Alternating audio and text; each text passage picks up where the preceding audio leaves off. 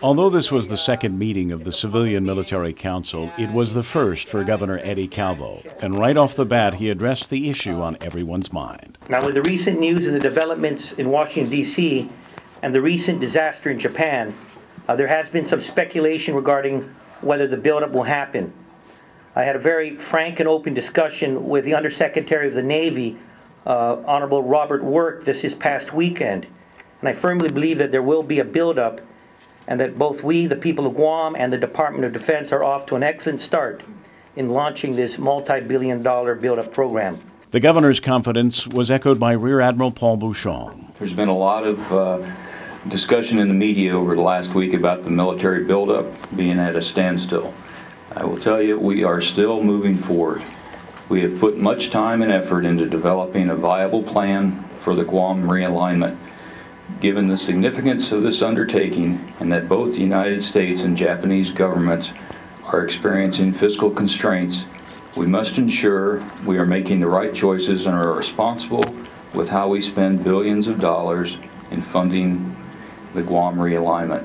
There is, however, a general understanding now that the buildup will be a more drawn-out affair. And that, said NAVFAC Marianas Captain Peter Lynch, will give everyone more time to get ready. Since we're not building the whole thing by 2014, that allows a little bit of mitigation time or a little bit of chance to settle things out a lot. This Civilian Military Coordination Council is a grouping of players, military and civilian, who have a role in the buildup and will be impacted by it.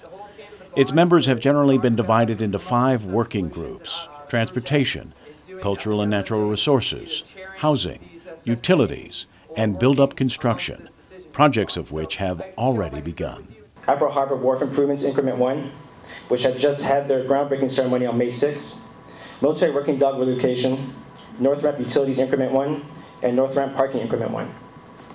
6 additional projects are slated for award later on this year, and this includes Apra Harbor Wharf Improvements Increment 2, defense access roads intersections to Route 1 and 3. There are already 1,438 temporary workers on island engaged in build-up projects, and another 3,248 local workers.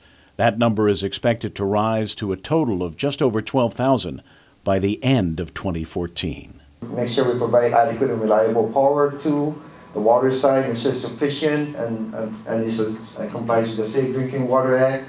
Third, the area of wastewater, to make sure we comply with the Clean Water Act. The CMCC is not, as Captain Lynch reiterated again today, a policy-making body, but a grouping of persons and agencies of interest who have come together to work through the inevitable conflicts as the military presence grows and Guam grows with it.